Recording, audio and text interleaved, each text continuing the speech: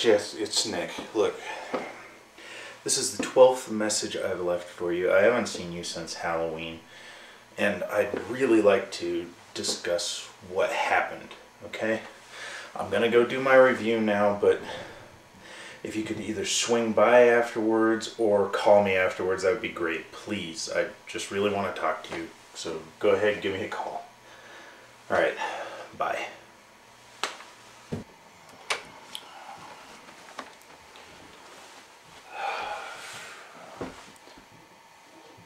Hello? Woman troubles, Mr. Bowlin? Professor Cigaretteburn, how the hell did you get in here? Please, Mr. Bowlin, you are a two-bit web critic. You're not being the CIA. Right. Well, what do you want? You see, I'm a fan of your little show. And like everyone else who watches it, I'm sorry to tell you it is just too long.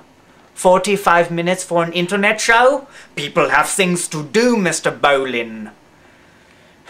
Death rays do not build themselves, and sharks do not attach laser beams to their own heads, and the world does not take itself over. Do you see what I'm getting at? Look, if you have a problem with the format of my show, I appreciate the criticism, but there's really nothing you can do about it. Ah, but you want your show to succeed, don't you? And your numbers are down this week, even though your second episode is far superior to your first. That's what I thought. Yeah, it was good. Especially the trick-or-treating people interrupting you all the time. And a better movie. Yeah, and Sam is so cute. I know, right? But you are wrong, Mr. Bowlin. And I can change the format of your show to whatever I please. Let me guess. Your neck has become a little itchy, a little irritated since Halloween? After your tryst with that werewolf woman? How did you know about that? Ah, but you see, Jess works for me. And I had her place a time-release capsule under your skin with a very deadly poison. And I have the trigger. Mr. Bowlin. You bastard. Sticks and stones, Mr. Bowlin. Sticks and stones. You see, I am going to set the timer for 30 minutes. And if you don't complete your review by the time the counter reaches 0, you will die. I'll finish. And I'll find you when this is over, you know that. Please, Mr. Bowlin. As long-winded as you are, I doubt you will survive. Oh, and by the way, the timer starts when I leave. Happy reviewing, Mr. Bowlin.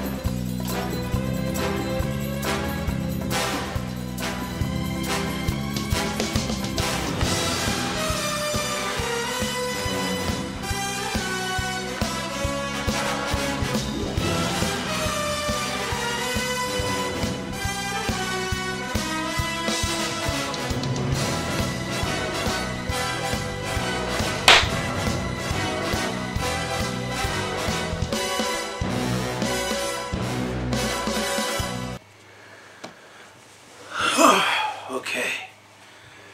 Now that we're all suited up, we really got to get through this.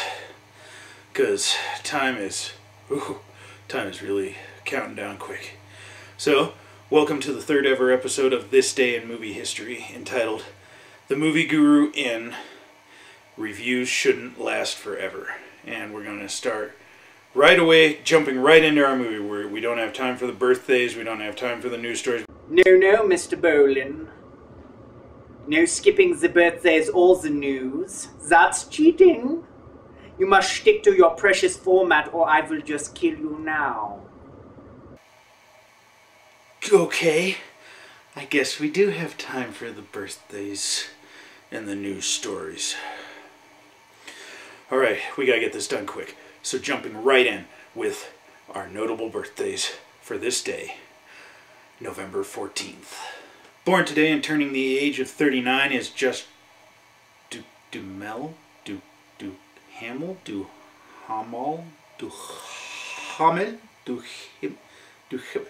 the dude from Transformers. That's all I need today is somebody with a really weird freaking last name to slow me down.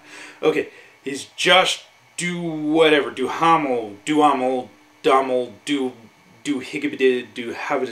whatever. He's the dude from Las Vegas and Transformers. He's turning 39. Enough said about him. Also born today and turning the age of 32 is... Oh, come on! Olga Kurilenko. Yeah.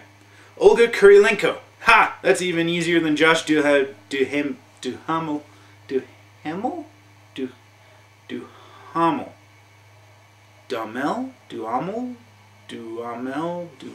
Yeah, whatever. Okay, Olga Kurilenko turning 32 today. You can see her in such films as Hitman and this film that we're actually going to be reviewing today coming up later. Check that out. It's her birthday, and it was the day that this film was released. Well, happy birthday to her. Patrick Warburton was born today, and he's turning the age of 47. Now, if you don't know who Patrick Warburton is, he's fantastic. I personally remember and love him from the Comedy Central live-action series, The Tick, which if you haven't seen, go out, find it, watch it, check it out. It's absolutely hilarious.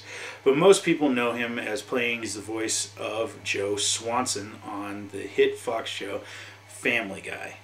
Now, he's also well known for one of the last good hand-animated Disney movies, The Emperor's New Groove, in which he plays the lovable Crunk. Also born today and turning the age of 49 is a great comedian by the name of Harlan Williams. Now, Harlan Williams has been in a ton of movies. He's been in Dumb and Dumber, he was in Rocket Man, which I particularly don't care for, but it does have its audience. He was also in Employee of the Month, everybody's favorite stoner comedy, Half Baked, and my personal favorite role of his in Down Periscope with Kelsey Grammer, playing the lovable Sonar, who talks to whales and hears absolutely everything. Alright, we're taking him back to 2008. That's right, only a year after the previous movie that we did, Trick or Treat. Well, Heroes canned two of their staff members, Jeff Loeb, the amazing comic book writer, and Jesse Alexander, who has worked on such shows as Alias and Lost with J.J. Abrams. The Heroes crew did not comment on this, just saying that it was a course correction for the show in an attempt to gain back some of the audience that they had lost since their ratings had gone down by about 22% from the previous season. And as the economy started to take a dive into the toilet, TV networks started also cutting back their budgets and their shows. Now, long-time standing shows, you didn't see much of a difference, but the WB started taking money out of shows like Smallville, which were some of their big hits. Also, the networks started ordering less and less episodes of the shows that they already had on the air that were only doing so-sos. And they just flat-out canceled shows that weren't doing well at all. This can all be attributed to ripples from the writer's strike. That's right, you remember me talking about it in the last episode, the writer's strike. Now that the writers are making more money and the economy is in the toilet, TV's executives have less money to spend on shows. So they're cutting back. Heroes is trying to restructure to gain back its audience that it lost when it went off the air halfway through the season. I mean, they changed up writers at 24 for the same reason, so the writer's strike continues to mess with us even a year later. And speaking of networks making changes and screwing over TV shows, they managed to screw over not one, but two of the shows that I was addicted to this year. That's right, they moved Dollhouse, which was actually really good, and moved it to Friday nights. Along with Terminator, the Sarah Connor Chronicles. Now there's an awesome show as well. Both of those shows went to Friday, and wouldn't you know it, it actually killed both of them way before their time was up on the air. They only lasted 2 seasons apiece. They should still be going, and it just pisses me off. Anywho, that's your news stories for this year, and shit, I completely forgot I was on the clock. That's what happens when I get in a rant. Okay, so we're going to jump from here directly into our movie of the week, which is James Bond's Quantum of Solace. Now, a major complaint about the first movie with Daniel Craig as James Bond, Casino Royale, was that there was no car chase.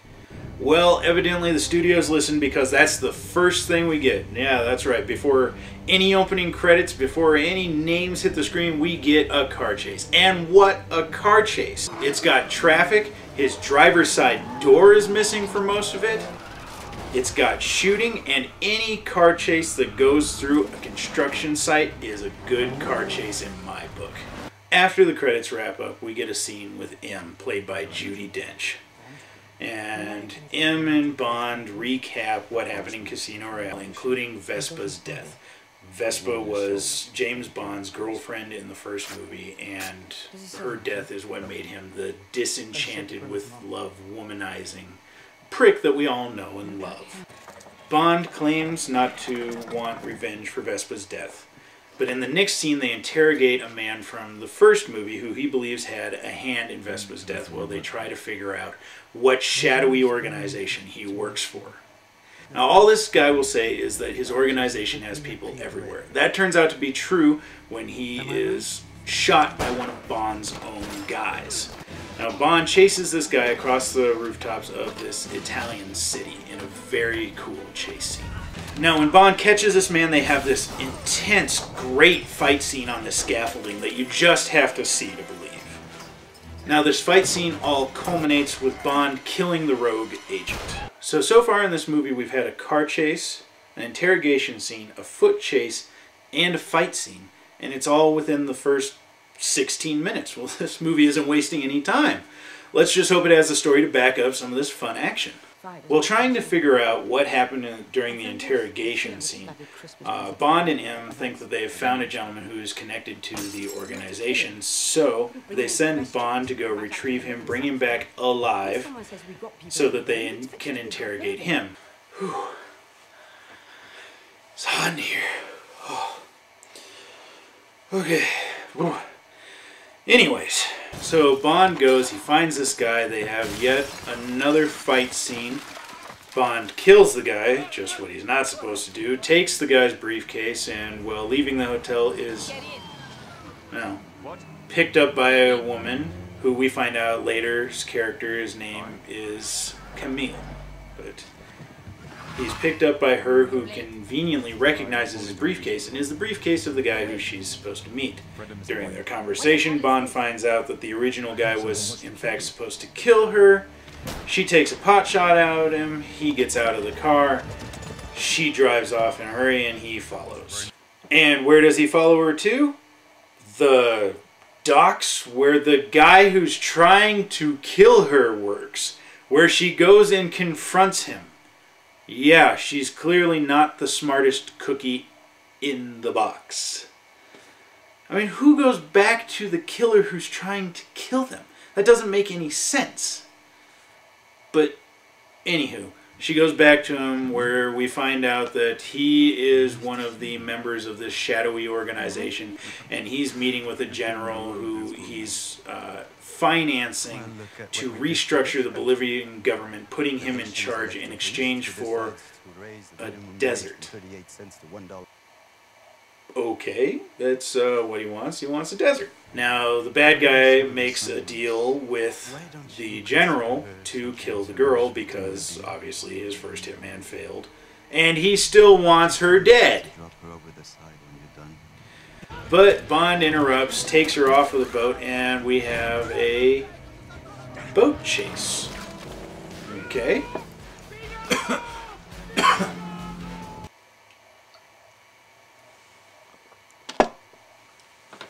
So all that's missing from this movie now is a plane chase, and we'd be covered.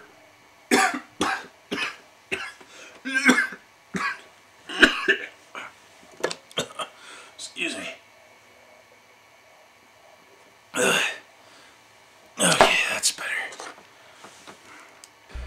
So after saving her life, does James Bond take the time to figure out who she is or what she was doing with the bad guy or why he was trying to kill her? No. He just passes her off, says that she got seasick, and continues to follow the man that we now know as Dominic Green. He follows him to an airfield where we discover that Green is meeting with the CIA, including a character from Casino Royale, played by Jeffrey Wright, who is this week's Actor You Should Know. Now, since we're in a bit of a time crunch, I would normally skip the Actor You Should Know segment, but since I don't want Professor Cigaretteburn killing me for ignoring my own format, we're going to go ahead with it, and we really should, because Jeffrey Wright is an amazing actor who everybody should know and who should get much bigger and better parts than he currently is. Jeffrey Wright was born December 7th, 1965 in our nation's capital, Washington, D.C. He graduated with a degree in political science from the prestigious Amherst College in 1987, but his true love was acting, and he got a scholarship to NYU for just those purposes. However, he was only there for 2 months before dropping out to pursue acting as a full-time career. Jeffrey Wright won a Tony Award for his performance in Angels of America on Broadway. He also won a Golden Globe when Angels in America was turned into a miniseries on TV. He won this Golden Globe for Best Supporting Actor in a miniseries. Jeffrey Wright's first major performance on screen was in the film Basquiat, in which he accurately and brilliantly portrayed the late painter Jean-Michel Basquiat. If you haven't seen this movie, it's brilliant. It's definitely worth checking out and worth every second of your time. It's a beautiful movie, and just look at that cast list there. It's amazing. Now, over the years, Jeffrey Wright has had many great on-screen roles, mostly as supporting actors, and he really deserves better than that. But in the meantime, while his career builds, you should check him out in some of his movies, such as The Source Code, The Invasion with Nicole Kidman and Daniel Craig. That's right, the third movie that he worked with Daniel Craig on. Lady in the Water, which is my personal favorite M. Night Shyamalama Ding Dong? What is it with the hard names this week? M. Night Shyamalan. M. Night Shyamalan. We'll go with that. And last but not least, The Manchurian Candidate, in which he worked with Denzel Washington. Any way you slice it, though, Jeffrey Wright is fantastic in all of these movies, and he should be greatly appreciated by far more of the public than he is right now. I'm hoping you get a bigger bump in your career, sir, and I look forward to seeing you in some major starring roles. Okay, so back on the plane. Maybe that's Jess. Hang on, guys. I'll be right back.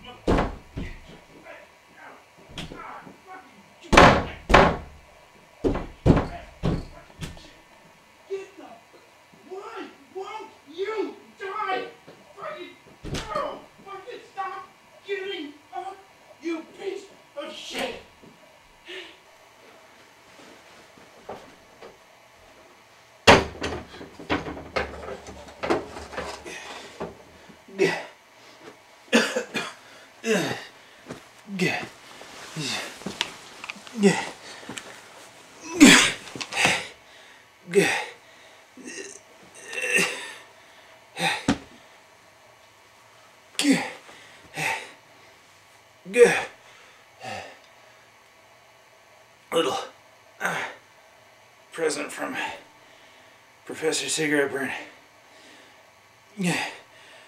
Big bastard. Good, go down. Left him. Hallway. Ugh. What? Give me a second to fix myself up.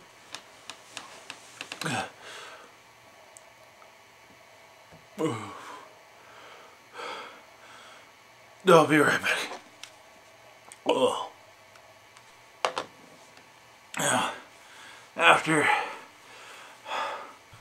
Now back on the plane, the CIA is agreeing to not do anything about Green's plans in Bolivia as long as America gets rights to the oil that he finds in the desert he's getting. Bond is identified by the lead agent after Felix conveniently doesn't recognize Bond. Good for you, Felix. Way not to sell out. And then the CIA agrees to help Green eliminate Bond. Now, of course, nothing sits right about this with our good friend Felix. Now, Bond tracks Green to a concert that the shadowy organization is using as a cover for a meeting via earbud. He acquires an earbud and listens in. Now, there's a lot of exposition and dastardly planning before Bond chimes in, spooks them all, and as they're leaving, manages to get pictures of all of them. Good for him. There's also a kind of jumbled and hard to follow shootout with Bond and this other security guard working for the organization. I guess it's supposed to be artsy, but it's really kind of hard to follow. With the pink elephants especially, and the unicorns, and I don't really get what they're trying to do here. Excuse me.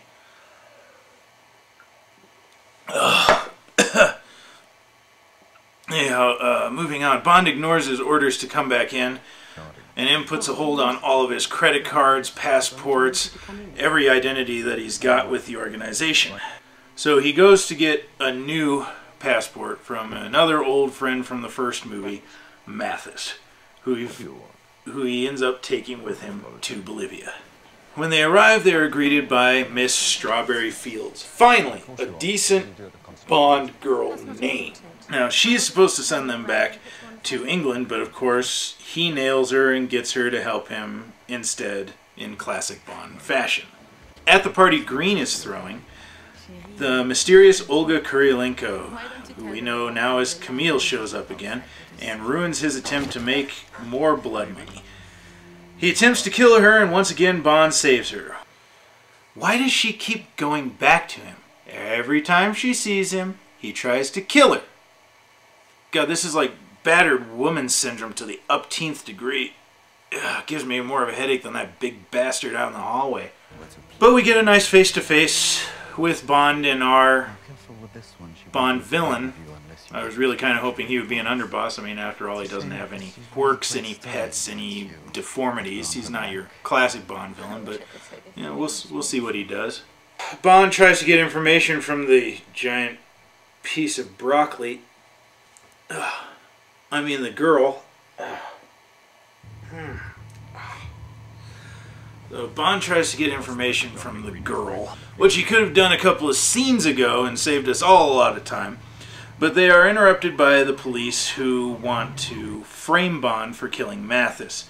Instead, Bond uses the still alive Mathis as a human shield and kills the cops.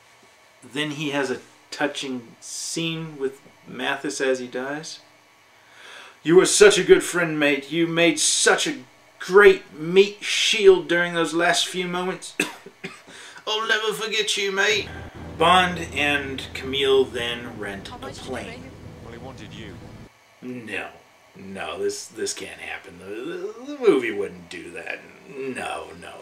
It'd just be silly. It'd just be silly at this point. Okay, so during their plane ride, we find out that our girl was born in Bolivia, and she was part of the Bolivian Secret Service, using a cover to try and infiltrate Green's organization. We would learn more, but you guessed it, they are attacked by another plane, and a plane chase ensues. That's right, this movie has now covered a chase scene featuring every major form of transportation. Well, they jump from the plane with only her wearing a parachute. They open it too late for anyone to survive, but manage to walk away without a scratch. Is that... wait, never mind. For a second I thought I saw an S on his chest. It's probably just the poison taking effect. So Bond returns to his hotel. Maybe it's the poison talking, but does that make any sense? He knows he's got people looking for him. Why is he gonna go back to the one place where they know he's been? Well, anyways, he has a face-to-face with him and finds Mrs. Field's body. Yet another nice, sexy woman turned into collateral damage by Bond. That's par for the course in these Bond movies, really. If there's a nice piece of ass who genuinely likes him and cares for him, they're gonna die. Now Bond calls our buddy Felix and sets up a meeting in a bar. Probably the best scene in the movie because it has a real old spy movie feel. Felix shows his true colors and tells Bond what he needs to know and lets him escape.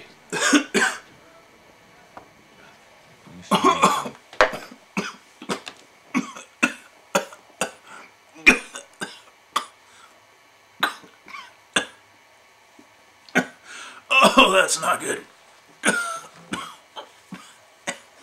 Oh, that's not good at all.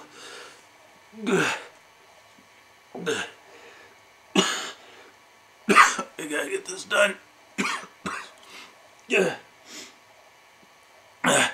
So, Bond and the girl infiltrate Green's hideout.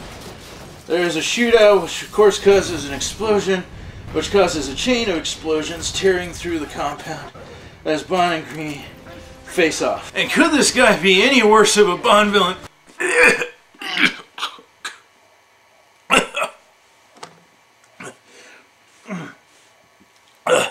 Could this guy be any worse of a Bond villain? Hey. No deformity, no quirks. Well, except for maybe the fact that he screams like a female howler monkey during the fight scene. But Bond gets the upper hand on Green, but leaves him to go save the girl. They both escape from the exploding building. Bond finds Green, pumps him for information on his organization, and then leaves him to die in the middle of the desert. He and the girl have their fond goodbye. Bond finally finds the guy that's responsible for Vespa's death, who turns out to be her old boyfriend, and Bond turns him over to M. The only guy that he doesn't kill in the movie. The only guy who probably deserves it, but he doesn't kill. Okay, that's fine. There's a cool scene.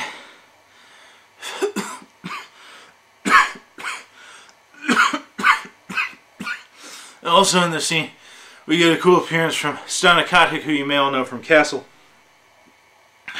who would be another actor you should know, but I don't have the energy for that. And if you really want to know who she is, you can go to IMDb and check her out, or look for her on Castle with a Nathan Fillion. So that's James Bond's Quantum of Solace. It's not really a Bond movie. This was a waste of time. It's got no Bond villain, just some pansy who screams like a howler monkey.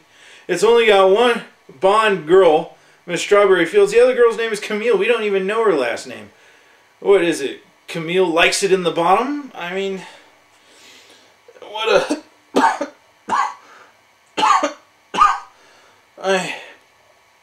What a jip. I mean, this movie's just basically a cheesy sequel knockoff of Casino Royale. The only good things it's got going for it are the action sequences, M, and Jeffrey Wright.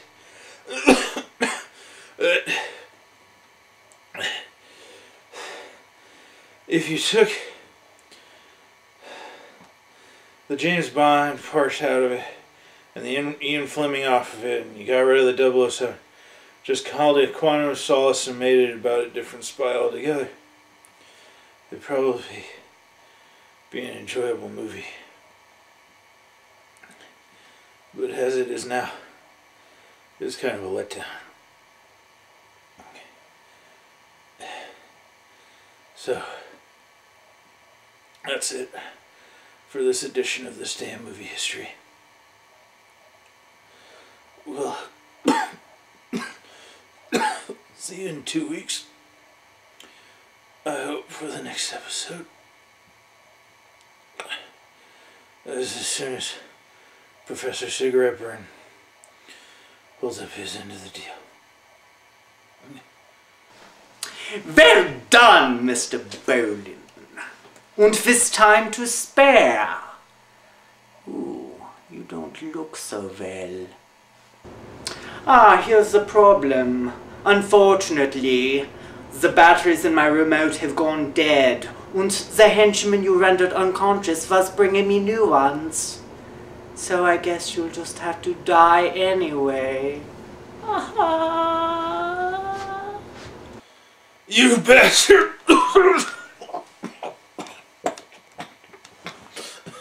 I'll find you. And you're right, Mr. Bowlin. The Bond villain in this film was horrible. Goodbye, Mr. Bowlin. I gotta get out of here. Gotta go find help.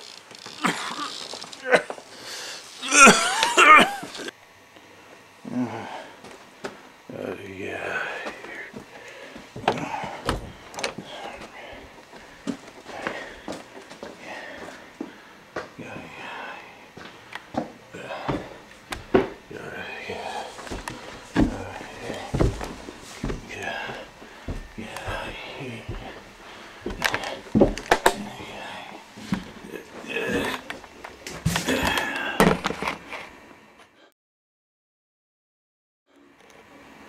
Oh my god, Nick!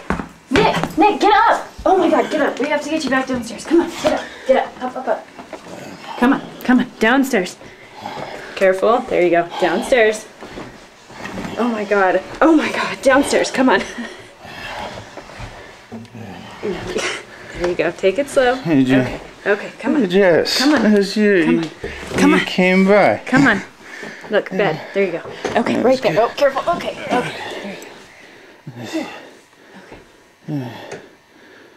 There you go. Okay, Nick, I found what we're gonna do. We're gonna use the knife. This knife. It's a big fucking knife. We're gonna cut it out of you. We need to get that pill out of you right now. We need to get it out of you right now. I don't like the knife, no. Right now. Yes. You can find a better knife than that. I know there's a butter knife up in the kitchen. I think I prefer that. Stop being such a baby. I really don't like you right now.